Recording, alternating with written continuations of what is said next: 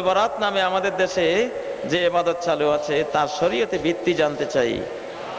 শবে বারাত, শবে বারাতে মিলাদ, নামাজের পর ইমামের সম্মিলিত মুনাজাত ইবাদত না বিদআত? এগুলো সব বিদআত।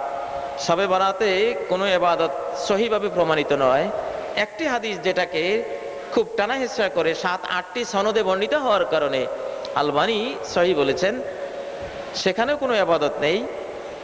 সেটা হলো ইজা কানা লাইলাতুন নিসফি মিন শাবান ইত্তালা আল্লাহু ইলা খালকি ফায়াগফিরু লিজামিই খালকিহি ইল্লা লিমুশরিকিন ওয়া মুশাহিন। মধ্য শাবান রজনীতে আল্লাহ তাআলা সৃষ্টিকুলের দিকে নজর দেন,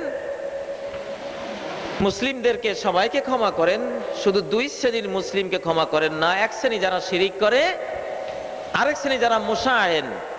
মুশাহিন মানে যারা মুসলিম ভাইদের সাথে বিদ্বেষ পোষণ করে।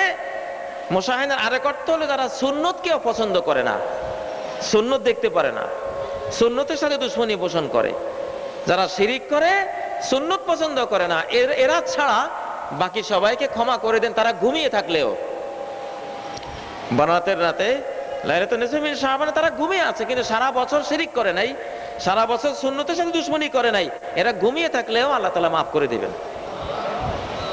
কোনো ইবাদত নাই, সারা বছরের কামাই, সারা বছর তুমি শিরিক থেকে বেঁচে থেকেছো, সুন্নতের সাথে দুশমনী করা থেকে বেঁচে থেকেছো, এর একটা পুরস্কার প্রাইজ আল্লাহ দিয়ে দিল, তোমাকে অ্যাওয়ার্ড দিয়ে দিল, তোমাকে মাফ করে দিল।